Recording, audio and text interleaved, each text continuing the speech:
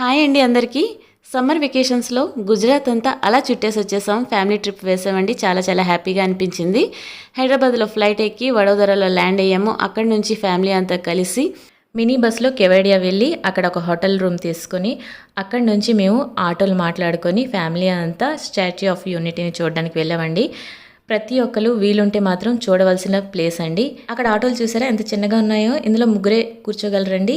ఈ ఆటోల్ని లేడీసే డ్రైవ్ చేస్తారు. మేము సర్దార్ వల్లభాయ్ పటేల్ గారి విగ్రహాన్ని చూడడానికి వెళ్ళాం కదా. ఎంట్రన్స్ గేట్ వచ్చేసి ఇదండి. లోపలికి వెళ్ళాక సర్దార్ వల్లభాయ్ పటేల్ గారి విగ్రహం కన్నులకి ఇంపుగా కనిపిస్తుంది. 2 కళ్ళు సరిపోవండి, అంత పెద్ద విగ్రహాన్ని నిర్మించారు. నర్మదా నది తీరాన ప్రశాంతంగా చూస్తున్నట్టు సర్దార్ వల్లభాయ్ పటేల్ గారి విగ్రహాన్ని అక్కడ నిర్మించారండి. చూడడానికైతే చాలా బాగుంది. నైట్ 8 o'clockకి 15 to 20 minutes వరకు సర్దార్ వల్లభాయ్ పటేల్ గారి జీవిత చరిత్ర లేజర్ షో ద్వారా మనం చూడొచ్చండి. చాలా బాగుంటుంది. భారతదేశాన్ని అఖండ భారతదేశంగా మలచిన ఘనత సర్దార్ వల్లభాయ్ పటేల్ లాంటి వారిదేనండి.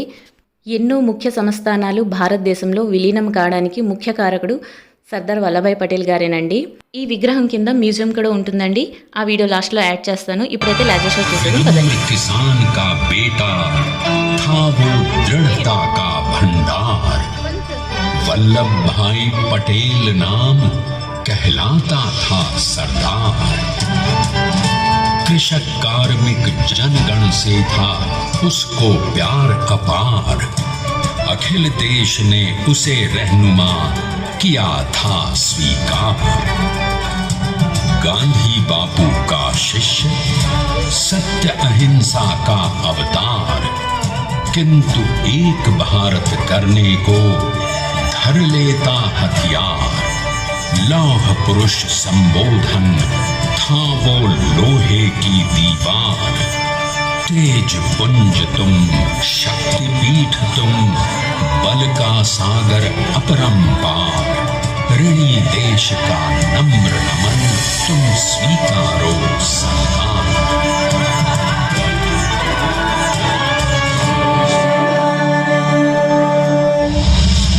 1857 में अंग्रेजों को ललकारने वाले पहले स्वतंत्रता संग्राम के एक सक्रिय सिपाही थे झवेर भाई पटेल। करमसद गांव के इस बहादुर देशभक्त किसान और उनकी पत्नी लाडबाई के 5 बेटों और 1 बेटी में से चौथे पुत्र थे वल्लभ भाई। बालक वल्लभ ने करमसद के बाद नडियाद से अपनी हाई स्कूल की शिक्षा पूरी की। फिर 13 साल की उम्र में उनकी शादी भी हो गई छोटी सी झवेर बाई से। 2 बच्चों, बेटी मणिबहन और बेटे डाया भाई को जन्म देने के बाद झवेर बाई असमय ही चल बसी। सदी बदलने और 20वीं सदी आने पर उनका जीवन भी एक चमत्कार की तरह बदला। प्लीडर का इम्तिहान पास करके वो वकालत करने लगे। पहले गोधरा, फिर आनंद और उसके बाद अहमदाबाद में। मगर जल्द ही वकालत छोड़कर वो बैरिस्टर बनने की इच्छा से इंग्लैंड चले गए। लंदन में बैरिस्ट्री में अव्वल आने और वजीफा जीतने वाले वो अनोखे भारतीय थे। अब तो अहमदाबाद की वरिष्ठ अदालत में बैरिस्टर पटेल की जिरह और जीतों की धूम मच गई।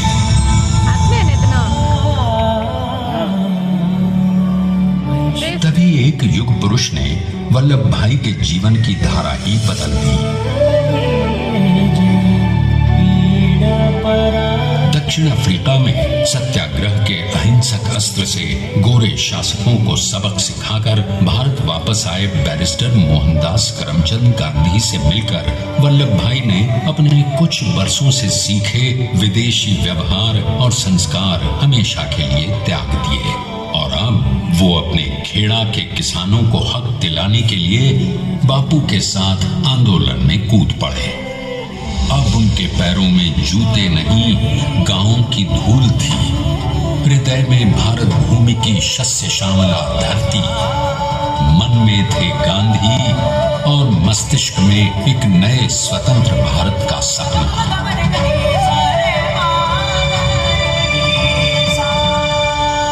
तभी बारडोली के मजबूर किसानों की यातना का समाचार उनके पास पहुंचा।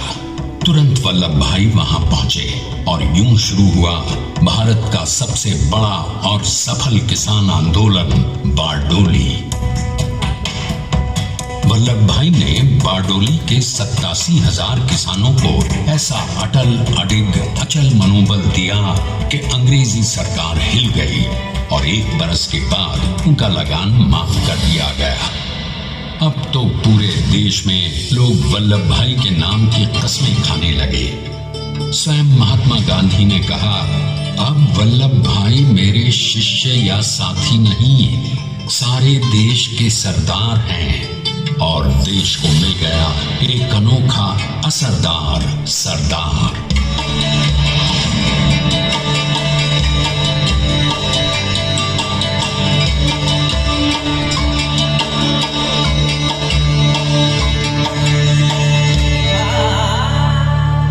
सरदार पटेल के नाम और देशभक्ति से अंग्रेज डर कर कांपने लगे। 1930 के नमक सत्याग्रह और दांडी कूच में वो बापू से भी पहले गिरफ्तार किए गए। तो सन 1932 में फिर उन्हें बापू के साथ ही जेल में 2 सालों के लिए डाल दिया गया। मगर आजादी के दीवानों को, स्वतंत्रता के परवानों को कौन गिरफ्तार कर पाया है? जेल से छूटते ही सरदार को कांग्रेस के नए राष्ट्राध्यक्ष पद पर चुना गया और उनकी सरपरस्ती में राष्ट्रवादी भारतीयों ने तमाम ब्रिटिश सूबों में जीत हासिल कर वहां अपनी स्थानिक सरकारें बनाई। किंतु सरदार का सपना केवल सरकार बनाना नहीं था। उनका स्वप्न तो था एक ऐसे नए भारत का जहां हर रंग, हर रूप, हर जात, मजहब, तबके का हिंदुस्तानी एक साथ मिलकर एक ऐसा नया भारत बना सके जहां पूर्ण स्वराज के साथ सारे समाज को गरीबी, अशिक्षा, छुआछूत से भी आजादी मिल जाए। इसकी पहली रणनीति थी भारत को अंग्रेजों की गुलामी से आजादी, ताकि भारत के लोगों की अपनी सरकार सबके साथ और सबके विकास के लिए काम कर सके। बापू की अगुवाई में अब देश ने अंग्रेजों को अंतिम चेतावनी दे दी, करेंगे या मरेंगे, क्विट इंडिया, अंग्रेजों, भारत छोड़ो। बस फिर क्या था, संघर्ष की रणभेरी बची। 3 सालों के लिए सरदार पटेल को भी सत्याग्रही नेताओं के साथ जेल में ठूंस दिया गया। 2 सालों के बाद अंग्रेजों को बापू के सभी शिष्यों और साथियों को छोड़ना पड़ा।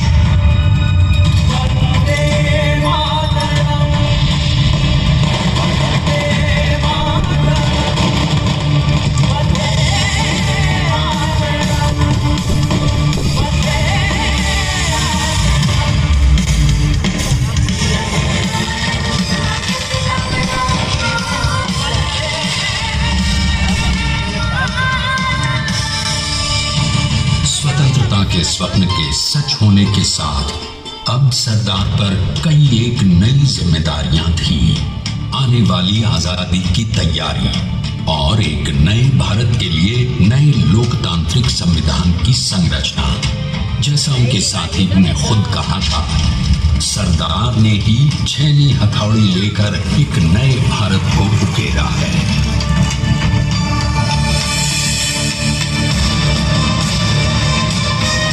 स्वाधीनता तो प्राप्त हुई, लेकिन खंडित भारत में भी उठते विभाजनवादी अंधकार को अभी दूर करना था। जब देश के खंड खंड होने का भय उत्पन्न होने लगा, तो सरदार ने निर्भय होकर खुद अपनी केंद्र सरकार और साथियों को भी चुनौती दे डाली और जम्मू कश्मीर को बचाने के लिए सारे देश का आकाश वायुयानों से भर गया।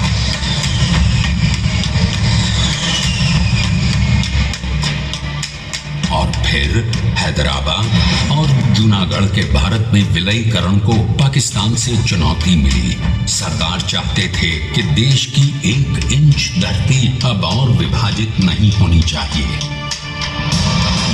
नए भारत को एक करने के लिए समझा। ఈవినింగ్ వచ్చేసి సర్దార్ వల్లభాయ్ పటేల్ గారి లేజర్ షో చూసామండి. మీకు ఇప్పుడు చూస్తున్నప్పుడు ఎలా అనిపించిందో నా కామెంట్స్లో తప్పకుండా తెలియచేయండి. నాకైతే గూస్ బంప్స్ వచ్చాయి వింటున్నంతసేపు.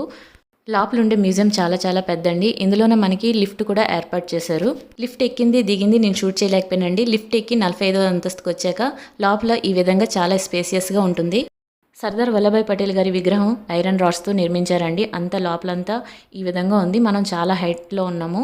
కిందకి చూస్తే కళ్ళు తిరిగితే అంత హైట్లో ఉన్నాము. అతని చెస్ట్ దగ్గర ఈ విధంగా విండోని ఏర్పాటు చేశారండి. ఇందులో నుంచి మనం నర్మదా నదిని అయితే వీక్షించవచ్చు. చాలా చాలా థ్రిల్లింగ్గా ఉంటుంది. ఇది చూడవలసిన ప్లేసు, పిల్లలకి చూపించవలసిన ప్లేస్ అండి. వీలైతే మాత్రం తప్పనిసరిగా ఒకసారి వెళ్ళి చూడండి. లిఫ్ట్లో నుంచి మళ్ళీ కిందకు వచ్చి మ్యూజియం అంతా షూట్ చేశానండి. చాలా పెద్దగా ఉంది. వెనక వైపు చాలా పెద్దగానే ఉంది మ్యూజియము. అదంతా షూట్ చేసి వీడియోని మీతో షేర్ చేసుకుంటున్నాను. ఇక్కడ ఈ బిగ్ పిల్లర్ కనిపిస్తుంది కదా, ఈ పిల్లర్ పైనే సర్దార్ వల్లభాయ్ పటేల్ గారి విగ్రహాన్ని నిర్మించారు. మ్యూజియం అంతా కూడా మ్యూజిక్ వింటూ ఈ వీడియో అంతా స్కిప్ చేయకుండా లాస్ట్ వరకు వాచ్ చేయండి. లాస్ట్లో మళ్ళీ మాట్లాడుకుందాం.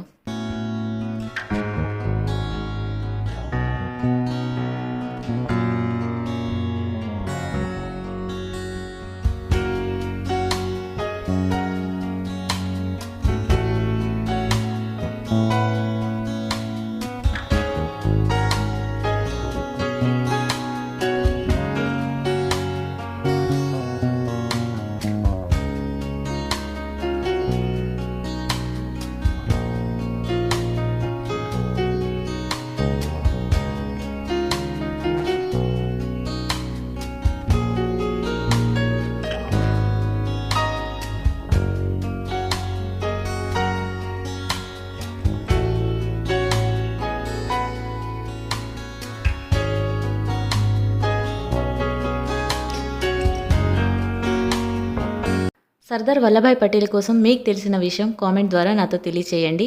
నేను చేసే ఈ వీడియో నచ్చితే తప్పకుండా లైక్ చేసి షేర్ చేయండి. Thank you for watching. మరొక వీడియోతో మళ్ళీ కలుద్దాం. బాయ్.